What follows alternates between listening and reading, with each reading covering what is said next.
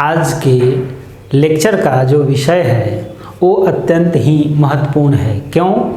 क्योंकि जो लेक्चर का विषय है वो हमारे जीवन के लक्ष्य से, जीवन के उद्देश्य से, जीवन का क्या साध्य होना चाहिए, इनसे जुड़ा हुआ है।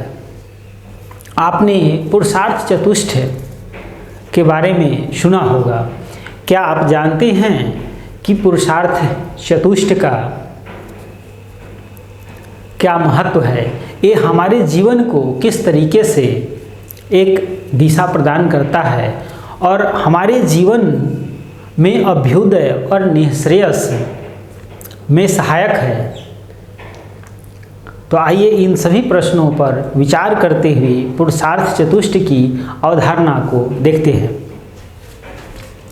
देखिए, पुरुषार्थ जो शब्द बना है वो मूलतः दो शब्दों के संयोग से बना है, जिसका अर्थ होता है पुरुष प्लस अर्थ। पुरुष का अर्थ किसी भी देहधारी मनुष्य से है, देहधारी मानव से है जो विवेकशील है। क्योंकि जिसके अंदर विवेक हो, बुद्धि हो, सद्बुद्धि हो, वही अपने जीवन का लक्ष्य अर्थात उद्देश्य को निर्धारित कर सकता है, अपने साध्य को पहचान सकता है और उस दिशा में गति कर सकता है। इसीलिए पुरुषार्थ की जो अवधारणा है ये मानवों के लिए है, पशुओं के लिए नहीं है। मनुष्य जीवन में भी जो लोग के अंदर विवेक नहीं है, सद्बुद्धि नहीं है, उनके लिए पुरुषार्थ की अवधारणा नहीं है। लेकिन सामान्य रूप से जिन्हें भी मनुष्य का जीवन मिला है, परमात्मा ने सबको इतनी सद्बुद्धि दी है कि वो अपने जीवन के महत्व को, मानव जीवन के महत्व को समझें, पुरुषार्थ चतुष्ट को समझें और जीवन में अपने साध्य को पहचानते हुए उसकी प्राप्ति के लिए पुरुषार्थ करें। गोस्वामी तुलसीदास जी कहते हैं कि जो मानव जीवन है अत्यंत ही दुर्लभ है। बड़े भाग्य मानुष तन पावा, सूर्य दुर्लभ है सब ग्रंथ ही गावा। अर्थात जो मानव जीवन है देवताओं के लिए भी दुर्लभ है। इसलिए मानव जीवन के लक्ष्य को पहचानना, उस लक्ष्य की प्राप्ति के लिए पुरुषार्थ करना ही पुरुषार्थ है। वेदों में हमारे जो मूल सनातन संस्कृति के ग्रंथ हैं वो वेद हैं। वेदों में मानव जीवन के 4 पुरुषार्थों की मान्यता प्रदान की गई है। ये 4 पुरुषार्थ धर्म, अर्थ, काम और मोक्ष है। मनु ने भी इन 4 पुरुषार्थों को स्वीकार करते हुए समाज के सुसंपन्नता के लिए, मनुष्य जीवन के सुख शांति के लिए इन्हें आवश्यक बताया है। तो पहले पुरुषार्थ पर विचार करते हैं धर्म। धर्म जो है ध्री धातु से बना है, जिसका अर्थ होता है धारण करना, अर्थात धार्यति इति धर्म, जिसे व्यक्ति धारण करता है। और व्यक्ति के धारण करने से धर्म उसका क्या करता है? पालन करता है, पोषण करता है, रक्षण करता है। इसीलिए धर्म के संबंध में कहा गया है धर्मो रक्षति रक्षितः। जो व्यक्ति धर्म की रक्षा करता है, धर्म उसकी रक्षा करता है। उदाहरण स्वरूप, जैसे सत्य आप यदि जीवन में धारण करते हैं तो सत्य आपकी रक्षा करेगा, आपको हर परिस्थितियों में आपकी रक्षा करेगा, आपको संरक्षण प्रदान करेगा। हर विपरीत से विपरीत परिस्थिति में भी आपको आत्मबल प्रदान करेगा, कठिनाइयों को पार करते हुए जीवन में आगे बढ़ने के लिए मनोबल प्रदान करेगा। इस तरीके से धर्म हमारे जीवन के अभ्युदय और निःश्रेयस में सहायक है। इसीलिए हमारे शास्त्रों में कहा गया है कि जो जीवन में अभ्युदय और निःश्रेयस का साधन है वही धर्म है। तो धर्म के लाभ क्या हैं? धर्म हमारी रक्षा करता है, हमारे जीवन के सुखमय, शांतिमय और ऐश्वर्य से युक्त बनाने में एक क्या है? सहायक है। धर्म हमारे जीवन के भौतिक और आध्यात्मिक विकास में अर्थात अभ्युदय और निःश्रेयस में सहायक है। धर्म सामाजिक व्यवस्था, अर्थ एवं काम पर नियंत्रण का भी साधन है। धर्म ही है जो समाज में एक व्यवस्था कायम करता है, व्यक्ति को उच्छृंखल होने से बचाता है, व्यक्ति को अनुशासित होने से, अनुशासनहीन होने से बचाता है, व्यक्ति को भ्रष्ट होने से बचाता है। इसलिए धर्म सामाजिक व्यवस्था में अत्यंत ही महत्वपूर्ण साधन है। धर्म व्यक्ति को क्या करता है? एक दिशा देता है, जिससे व्यक्ति का जीवन प्रगतिशील और उन्नतिशील हो जाता है और व्यक्ति भौतिक क्षेत्र में और आध्यात्मिक क्षेत्र में, दोनों ही क्षेत्रों में अभ्युदय और निःश्रेयस प्राप्त करता है। धर्म को मुख्य रूप से 3 भागों में बांटा गया है। पहला है सामान्य धर्म, दूसरा है आपद धर्म और तीसरा है वर्ण धर्म। सामान्य धर्म उसे कहा गया है जिसे सामान्य रूप से हर व्यक्ति को पालन करना चाहिए। सामान्य रूप से हर व्यक्ति को जिस धर्म का पालन करना चाहिए उसे सामान्य धर्म की संज्ञा दी जाती है। जैसे सभी को सच बोलना चाहिए, सभी को अहिंसा का पालन करना चाहिए, सभी को चोरी नहीं करना चाहिए। ये क्या है? सामान्य धर्म है। दूसरा है वर्ण आश्रम धर्म। जो धर्म किसी व्यक्ति को वर्ण और आश्रम में होने के कारण उस धर्म को पालन करना आवश्यक है, उसे उसका वर्णाश्रम धर्म कहते हैं। जैसे कोई सन्यासी है तो सन्यासी व्यक्ति को परमात्मा का चिंतन करना, उनका मनन करना, निधि ध्यासन करना, वेदों का स्वाध्याय करना अत्यंत ही आवश्यक है। जो ब्राह्मण हैं उनको विद्या का अभ्यास करना, ज्ञान देना, समाज को सही दिशा देना अत्यंत आवश्यक है। जो क्षत्रिय हैं उनको समाज की सुरक्षा करना अत्यंत ही आवश्यक है।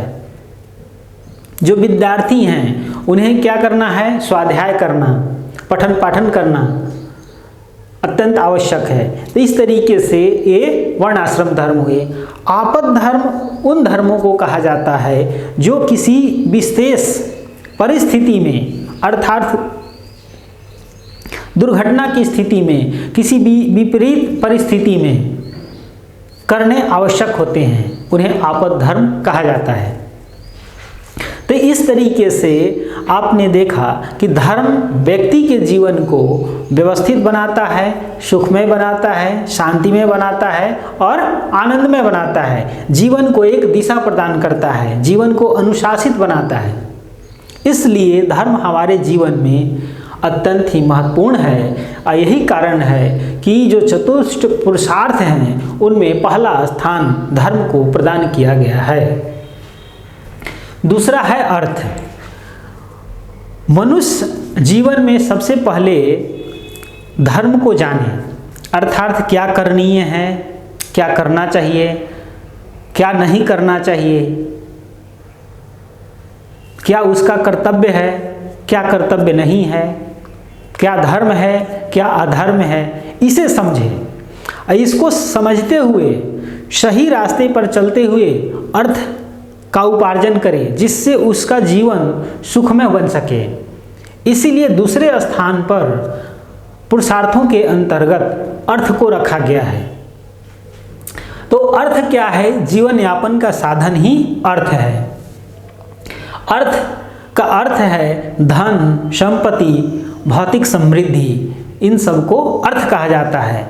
अर्थ के अंतर्गत वो सारी भौतिक वस्तुएं आ जाती है जिनसे हमारा भौतिक जीवन समृद्ध, सुसंपन्न और सुखमय बनता है। यही कारण है कि मनुष्य जीवन में सुखमय जीवन यापन के लिए, भौतिक जीवन के विकास के लिए अर्थ का अत्यंत ही महत्व है। इसे इनकार नहीं किया जा सकता है। लेकिन अर्थ के साधन में संतुलन अत्यंत आवश्यक है। यदि अर्थ पे नियंत्रण न हो, व्यक्ति अर्थ के पीछे ही पागल हो जाए तो जीवन को क्या करता है, अस्त व्यस्त कर देता है, जीवन को दिशाहीन कर देता है और मनुष्य के जीवन में भ्रष्टाचार, काला धन, लूटपाट, चोरी, डकैती आदि कई तरह के जो दुष्प्रवृत्तियां हैं, दुराचरण हैं, उनका कारण बन जाता है। इसलिए अर्थ के मामले में संयम अत्यंत ही आवश्यक है। काम क्या है? तीसरा पुरुषार्थ है। काम का अर्थ होता है इच्छा, कामना, इंद्रिय भोग। जिनकी व्यक्ति क्या करता है, आशा करता है, इच्छा करता है, कामना करता है, वो समस्त क्या है, काम है। मनुष्य के जीवन में काम पुरुषार्थ का महत्व है, क्योंकि मनुष्य का जीवन, मनुष्य एक सामाजिक प्राणी है, समाज में रहता है। जीवन यापन के लिए, उसकी अपनी इच्छाओं की पूर्ति के लिए, कामनाओं की पूर्ति के लिए काम की सिद्धि अर्थात काम पुरुषार्थ की सिद्धि अत्यंत ही आवश्यक है। लेकिन इसमें भी संयम अत्यंत ही आवश्यक है और इसी को ध्यान में रखते हुए चतुर्थ जो पुरुषार्थ हैं उनमें पहले स्थान पर धर्म को रखा गया। काम का अर्थ होता है कामनाओं की पूर्ति, इच्छाओं की पूर्ति, तृष्णाओं की पूर्ति। इसलिए इनके पूर्ति में, काम पुरुषार्थ की साधना में संतुलन अत्यंत ही आवश्यक है। यदि काम की पूर्ति में, कामनाओं की पूर्ति में यदि संतुलन नहीं है, विवेक नहीं है, तो ये मनुष्य के पतन का कारण बन जाती है और मनुष्य को क्या करती हैं, अधोगति में ले जाती है। और व्यक्ति को क्या करती है, भौतिकवादी बनाती है। व्यक्ति काम की पूर्ति में निरंतर पागलों की तरह भौतिक जगत में दौड़ता रहता है, उसका मन भटकता रहता है। इसीलिए काम की पूर्ति में भी मनुष्य को संतुलन रखना अत्यंत ही आवश्यक है। जो मानव जीवन का चौथा और सबसे सर्वोच्च पुरुषार्थ है वो है मोक्ष। मोक्ष का अर्थ होता है मुक्ति, त्रिविध दुखों से मुक्ति, भव बंधनों से मुक्ति, समस्त कामनाओं से मुक्ति, समस्त जो सांसारिक इच्छाएं हैं, कामनाएं हैं, उन सबसे पूर्ण रूप में मुक्ति। इसलिए मोक्ष को भारतीय धर्म एवं संस्कृति में सर्वोच्च पुरुषार्थ माना गया है। दार्शनिक दृष्टि से ये मानव जीवन का सर्वोच्च लक्ष्य है, क्योंकि इसे प्राप्त करने के बाद मनुष्य के जीवन में प्राप्त करने योग्य कुछ भी शेष नहीं बचता है। मनुष्य आप्त काम हो जाता है और मनुष्य परम पूर्णता को प्राप्त कर लेता है, जिसे विविध दर्शनों में किसी ने कैवल्य कहा है, किसी ने मोक्ष कहा है, किसी ने अपवर्ग कहा है, किसी ने निःश्रेयस कहा है, किसी ने परम पद की प्राप्ति कहा है। विविध नामों से इसे विभूषित किया गया है। इसे प्राप्त करने के बाद मानव के लिए कुछ भी प्राप्त करना शेष नहीं रहता है। तो आज के लेक्चर में हम लोगों ने पुरुषार्थ चतुष्ट की अवधारणा पर संक्षिप्त विचार किया और उसे समझा। आज का ये लेक्चर आप लोगों को कैसा लगा, आप लोग नीचे कमेंट बॉक्स में कमेंट जरूर करेंगे। अगले लेक्चर में योग के एक महत्वपूर्ण टॉपिक के साथ मिलेंगे। तब तक के लिए आप सभी को ओम शांति।